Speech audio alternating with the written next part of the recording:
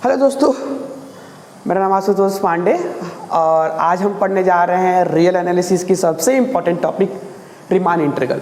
तो Riemann integral को पढ़ने के लिए सबसे पहले हमें कुछ उसके टर्म्स को जानना बहुत ज़रूरी हो जाता है। जैसे हम टर्म्स को जानते हैं क्लियरिटी आ जाती है। तो हम बात करते हैं सबसे पहले उसके पार्टीशंस होते हैं। रीमान इंटीग्रल के एक पार्ट्स होता है जिसमें हम लोग पार्टीशंस करते हैं, किसके, इंटरवल्स के। ठीक, उसके बाद आती है हमारे पास लोअर डायरेक्ट सम आती है, फिर अपर डायरेक्ट सम आती है। फिर एक बात और आती है कि इसी लोअर डायरेक्ट सम का अगर हम लोग सुप्रीमम वैल्यू ले लें तो उसको हम लोग सुप्रीमम बोले तो उसको बोलते हैं हम लोग supremum of lower direct sum बोलते हैं। ठीक है, अपर डायरेक्ट सम का अगर हम लोग इन्फीमम वैल्यू ले लें तो उसको बोलते हैं लोग infimum of upper direct sum. तो एक अच्छी बात यह है जानने का इसके अंदर कि supremum of lower direct sum को ही हम बात करते हैं कि लोअर रीमान इंटीग्रल्स बोलते हैं। Infimum of upper direct sum को ही हम लोग क्या बोलते हैं, अपर रीमान इंटीग्रल्स बोलते हैं। और एक अच्छी बात यह है कि इसको हम लोग किससे डिनोट करते हैं, अगर इसको हम लोग लिखना चाहें तो इसको हम लोग ऐसे लिखते हैं। एक इंटरवल होती है हमारे पास, जो भी आपको बताऊंगा इसके अंदर।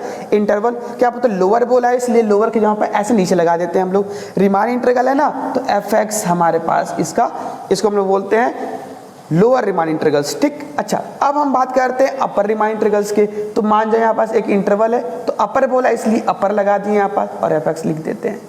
ठीक, ये हमारे पास अपर रीमान इंटीग्रल्स हो जाते हैं।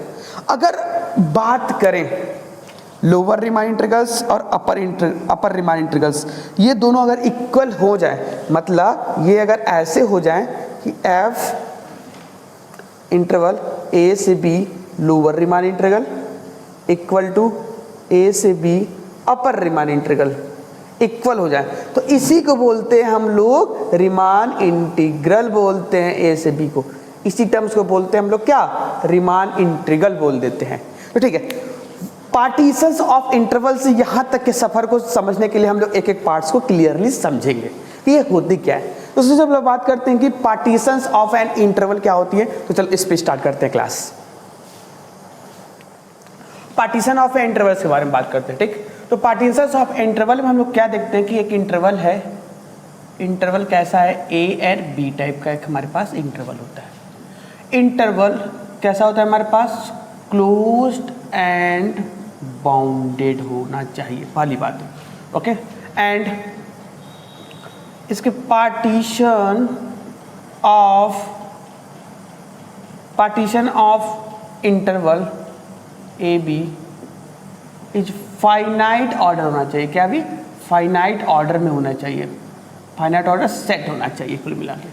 ठीक, देन तब हम इसके इंटरवल्स का पार्टीशन, जैसे हमारे पास ये इंटरवल है ए बी, इसका पार्टीशन कैसे लिखेंगे, इसका पार्टीशन हम लोग लिखेंगे कैसे, मान जो इसका पहला पार्टीशन x0 हो गया, दूसरा पार्टीशन x1 हो गया, तीसरा पार्टीशन x2 हो गया, तीसरा पार्टीशन x3 हो गया, ऐसे करके कई सारा पार्टीशन कर लेंगे। मैं 100 पार्ट कर लिया इसका। ठीक, मान लीजिए पहला पार्ट्स हमारे पास a था, फिर उसका छोटा पार्ट्स किया, उसका छोटा पार्ट्स किया, और इस वाले जाके लास्ट वाला पार्ट्स बना मेरे पास b। ठीक, तो ये इंटरवल का पार्टीशन। तो ये तो रहा मैथमेटिकली टर्म में। अगर हम लोग इसको एग्जाम्पल के थ्रू समझने की कोशिश करें तो हम लोग कैसे समझ सकते हैं एग्जाम्पल के थ्रू। सबसे पहले हमारे पास कोई इंटरवल ले लो, 1 से 4 कोई इंटरवल ले लो। टेक करो इंटरवल। अगर हम उसका पार्टीशन करें तो P1 लिखते हैं, पार्टीशन लिखने से लिखिए P1 लिखते हैं। ठीक, क्लोज्ड एंड बाउंडेड होना चाहिए। ठीक, और जो पार्टीशन होता है ना, ये ऑर्डर जो होता है वो फाइनाइट सेट में होने चाहिए। तो देखो कैसे होता है हमारे पास पार्टीशन का, मैंने पहला पार्टीशन लिया 1 लिया, दूसरा लिया 2 लिया, 3 लिया एंड 4 लिया पार्टीशन। इस तरीके से हम पहला पार्टीशन ले सकते हैं। मान जाओ नहीं समझ नहीं आए कि सर ये पार्टीशन यही होती है, तो दूसरा पार्टीशन ले लो, P2 ले लो, 1 4 का पार्टीशन ले लो। कि नहीं सर इसको हम लोग तो ऐसे भी तो कर सकते हैं, हाँ बेसिकली ये भी एक पार्टीशन होता है 1 2 का। हमारे पास एक इंटरवल से, कैसे है इंटरवल, ऐसा इंटरवल है 1 से 4 तक का। अब मैं इसके बीच जानते हूँ इंटरवल्स के बीच में इनफाइनाइट नंबर ऑफ नंबर्स लाई करते हैं। ठीक, तो हम क्या करते हैं, इसको कई सारे पार्ट्स में डिवाइड कर सकते हैं।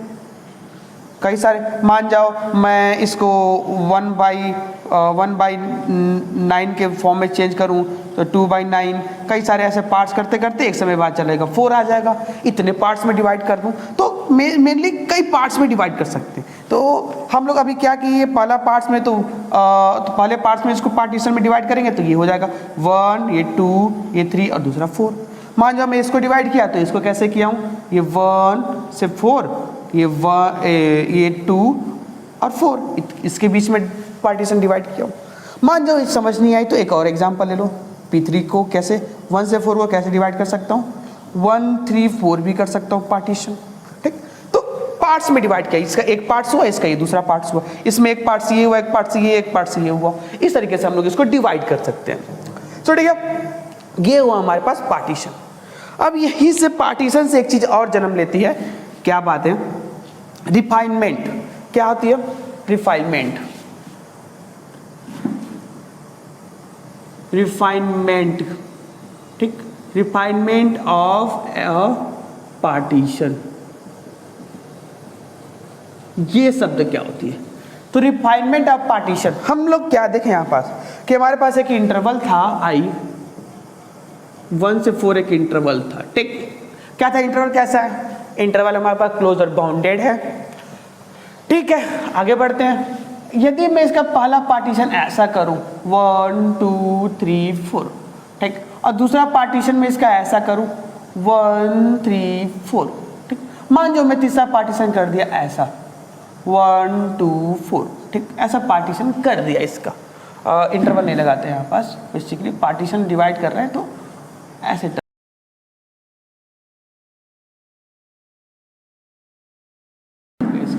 तो रिफाइनमेंट क्या बोलता है, रिफाइनमेंट ये बोलता है कि ध्यान से देखो तो P2 is a subset of P1, P2 P1 का सबसेट है, ये इसके अंदर जा रहा है। ठीक, ये बात समझ में आ गई, P2 is a subset of P1। तो क्या देखने को मिलता है, हम बोल सकते हैं कि P1 is refinement of P2। P1 क्या है, रिफाइनमेंट है P2 का। कौन रिफाइनमेंट है, ये जिसके अंदर वो सभी पार्टीशंस लाई करे वो हमारे पास रिफाइनमेंट हो जाता है बेसिकली। जस्ट एक और बात करते हैं, तो P3 भी तो हो जाएगा, P3 इज रिफाइनमेंट, P3 नहीं sorry, P1 is refinement of P3, P3 का ये P1 रिफाइनमेंट हो गया। अच्छा, क्या ये बताओ मुझे कि P2 P1 का रिफाइनमेंट है? नहीं है। P3 जो P2 है के अंदर ये P3 नहीं जा रहा है, इसलिए ये इसका रिफाइनमेंट नहीं हो सकता। तो रिफाइनमेंट क्या होती है बेसिकली, हमने क्या देखे यहाँ पास कि वह टर्म्स या फिर वह पार्टीशंस जिसके अंदर वो सभी सब पार्टीशंस लाइक कर जाए, हम लोग उसको क्या बोलते हैं, रिफाइनमेंट बोल देते हैं। तो ठीक है, यहाँ तक तो रिफाइनमेंट आ गई।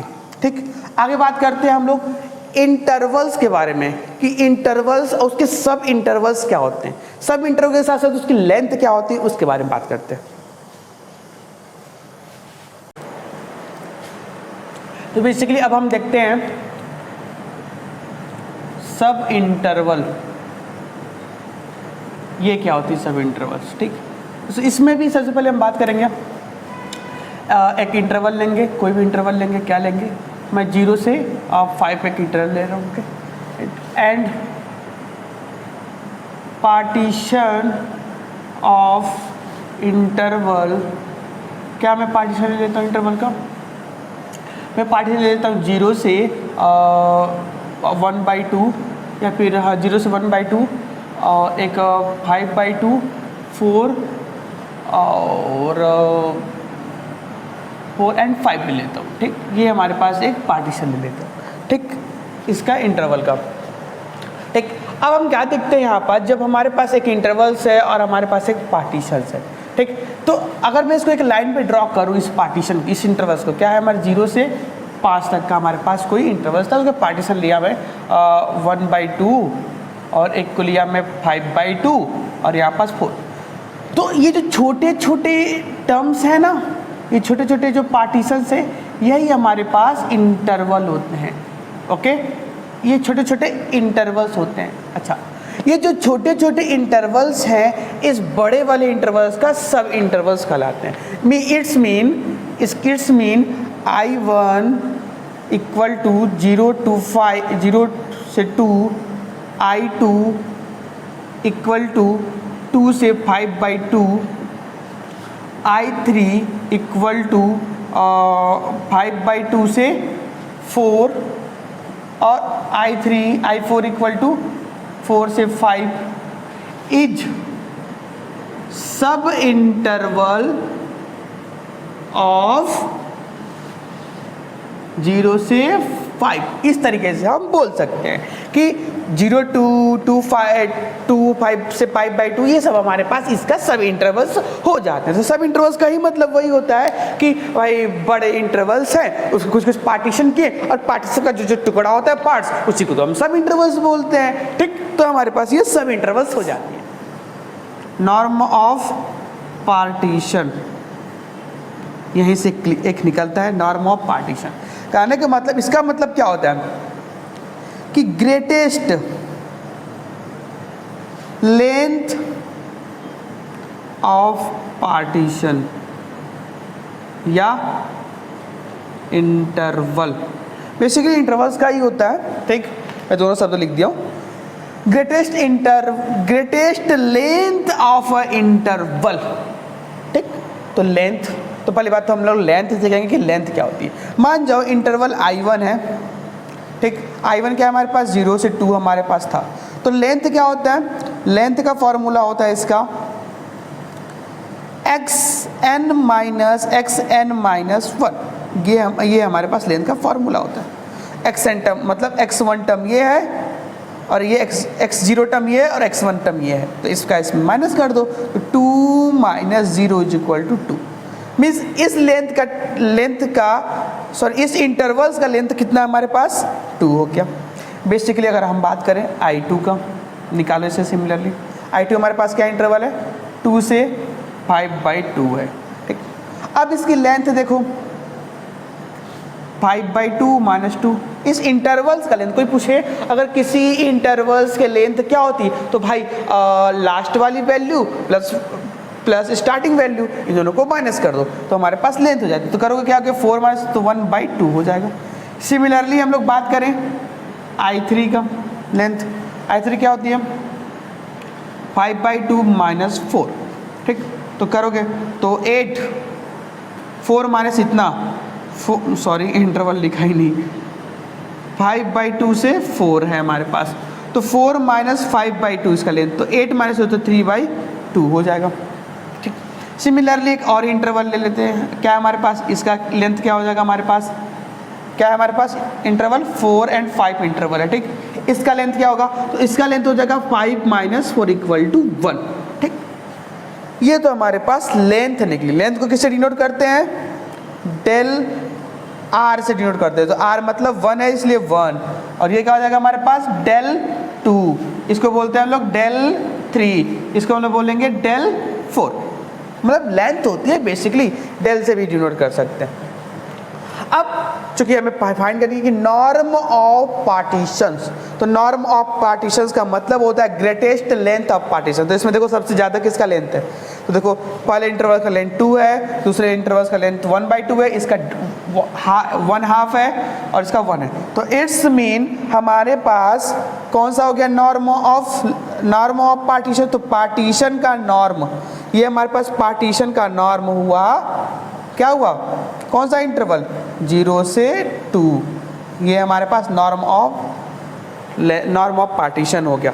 तो कोई बोले कि कोई भी हमारे पास इंटरवल है और इंटरवल में ये पार्टीशन है, इसके नॉर्म क्या होंगे? नॉर्म, तो नॉर्म हो गया वो पार्टीशन जिसका लेंथ सबसे ज़्यादा है, या फिर वो इंटरवल जिसका लेंथ सबसे ज़्यादा है, वही हमारे पास नॉर्म ऑफ इंटरवल्स हो जाता है।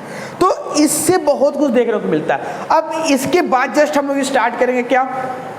लोअर डार्बी सम और अपर डार्बी सम।